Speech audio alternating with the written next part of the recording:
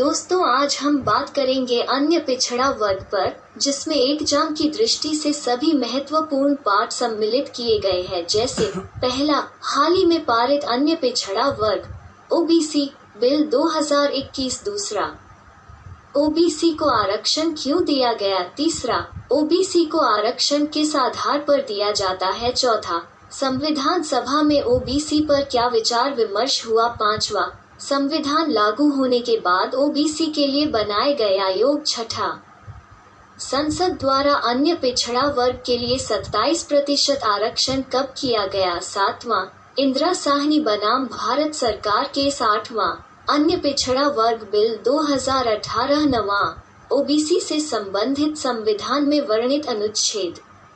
दोस्तों, अब हम चर्चा करते हैं अन्य पिछड़ा वर्ग के लिए आरक्षण की व्यवस्था क्यों की गई। समाज में अनुसूचित जाति एससी व अनुसूचित जनजाति एसटी के अलावा कुछ ऐसी जातियां भी थी जो सामाजिक व शैक्षणिक रूप से पिछड़ी हुई थी। ऐसी जातियों के लोगों को विकास की मुख्य धारा में लाने के लिए अन्य पिछड़ा वर्ग आयोग का गठन किया गया व आरक्षण की व्यवस्था की गई। दोस्तों, अब हम चर्चा करेंगे संविधान सभा में अन्य पिछड़ा वर्ग पर क्या चर्चा हुई। तो हम पाते हैं कि संविधान सभा में सभी सदस्य एक मत हो गए कि संविधान लागू होने के 1 साल के अंदर एक आयोग का गठन किया जाएगा जो सामाजिक व शैक्षणिक रूप से पिछड़ी जाति पर अपनी रिपोर्ट भारत को सौंपेगा। परंतु संविधान लागू होने के 3 साल बाद प्रथम ओबीसी आयोग का गठन किया गया। दोस्तों, अब हम बात करेंगे अन्य पिछड़ा वर्ग के लिए बनाए गए आयोग पर।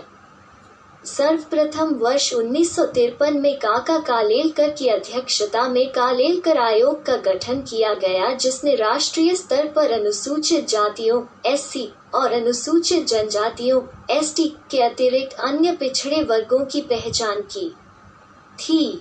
1979 में बिंदेश्वरी प्रसाद मंडल की अध्यक्षता में सामाजिक या शैक्षिकी रूप से पिछड़े वर्ग की पहचान के उद्देश्य से मंडल आयोग का गठन किया गया था। आयोग ने समूहों के पिछड़ेपन का निर्धारण के लिए 11 सामाजिक, आर्थिक और शैक्षिकी संकेतकों का इस्तेमाल किया गया और वर्ष 1980 में आयोग ने अपनी रिपोर्ट में पिछड़े वर्ग के लिए सरकारी नौकरियों में 27% आरक्षण की सिफारिश की। वर्ष 1990 में तत्कालीन प्रधानमंत्री वी.पी. सिंह ने मंडल आयोग की सिफारिशों को लागू कर दिया, जिस पर 1992 इंदिरा साहनी बनाम भारत सरकार के मामले में सर्वोच्च न्यायालय ने भी इस निर्णय पर मुहर लगा दी। वर्ष 1993 में संसद में पारित कानून के तहत राष्ट्रीय पिछड़ा वर्ग आयोग (एनसीबीसी) का गठन एक वैधानिक निकाय के रूप में किया गया। इस आयोग के गठन का मुख्य उद्देश्य सामाजिक और आर्थिक दृष्टि से पिछड़े वर्गों की दशाओं में सुधार करना था। अगस्त 2018 में 102वें संविधान संशोधन के माध्यम से राष्ट्रीय पिछड़ा वर्ग आयोग (एनसीबीसी) को संवैधानिक दर्जा प्रदान कर दिया गया और भारतीय संविधान में अनुच्छेद 338 भी शामिल किया गया। तो अब हम बात करेंगे इंदिरा साहनी बनाम भारत केस पर। इस मुकदमे में सर्वोच्च न्यायालय ने अन्य पिछड़े वर्गों के लिए आरक्षण को सही ठहराया तथा इंदिरा साहनी बनाम भारत सरकार के मामले में न्यायालय ने यह भी कहा था कि आरक्षण केवल प्रारंभिक नियुक्तियों पर ही लागू होगा, न कि पदोन्नति पर। 1992 में सर्वोच्च न्यायालय ने अधिवक्ता इंदिरा साहनी की याचिका पर ऐतिहासिक फैसला सुनाते हुए जाति आधारित आरक्षण की अधिकतम सीमा 50% तय कर दी थी। दोस्तों, अब हम बात करेंगे अन्य पिछड़ा वर्ग बिल 2018। इससे पहले राष्ट्रीय पिछड़ा वर्ग आयोग (एनसीबीसी) सामाजिक न्याय एवं अधिकारिता मंत्रालय के तहत एक सांविधिक निकाय था। 102वां संविधान संशोधन अधिनियम 2018 राष्ट्रीय पिछड़ा वर्ग आयोग (एनसीबीसी) को संवैधानिक दर्जा प्रदान किया गया है। इसे सामाजिक और शैक्षिकी रूप से पिछड़े वर्गों के बारे में शिकायतों तथा कल्याणकारी उपायों की जांच करने का अधिकार प्राप्त है। एनसीबीसी की संरचना आयोग में 5 सदस्य होते हैं, जिसमें अध्यक्ष, उपाध्यक्ष तथा 3 अन्य सदस्य शामिल हैं। इनकी नियुक्ति राष्ट्रपति द्वारा की जाती है। 102वें संविधान संशोधन अधिनियम द्वारा भारतीय संविधान में 2 नए अनुच्छेदों 338 और 342 को जोड़ा गया। यह संशोधन अनुच्छेद 366 में भी कुछ परिवर्तन करता है। अनुच्छेद 338 सामाजिक और शैक्षणिक रूप से पिछड़े वर्गों से संबंधित शिकायतों और कल्याणकारी उपायों की जांच करने के लिए एनसीबीसी को अधिकार प्रदान करता है। अनुच्छेद 342 पिछड़े वर्गों की सूची में किसी भी समुदाय को शामिल करने या हटाने का अधिकार संसद को प्रदान करता है, जिसमें हाल ही में 105वां संशोधन द्वारा यह अधिकार राज्यों को भी प्रदान किया गया है। दोस्तों, अब हम बात करेंगे हाल ही में पारित अन्य पिछड़ा वर्ग ओबीसी विधेयक 2021 पर।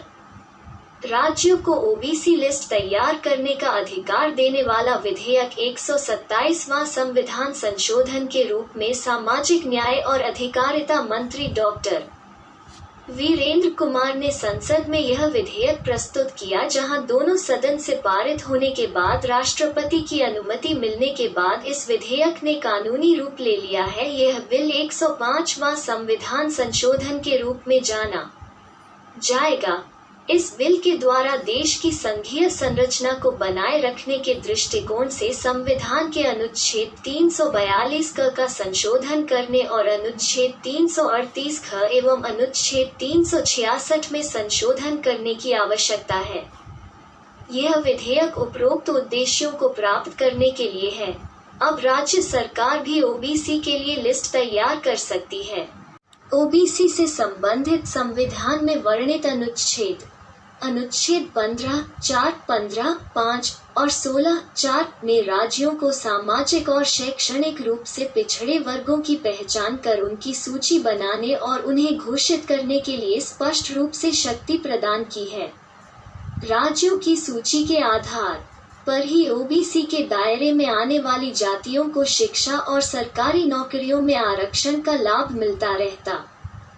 भारतीय संविधान के अनुच्छेद 340 में सामाजिक व शैक्षिकी रूप से पिछड़े वर्गों के लिए आयोग बनाने का उल्लेख किया गया है और इसके आधार पर ही 1953-55 में काका कालेकर आयोग का व 1979-80 में मंडल कमीशन का गठन किया गया था।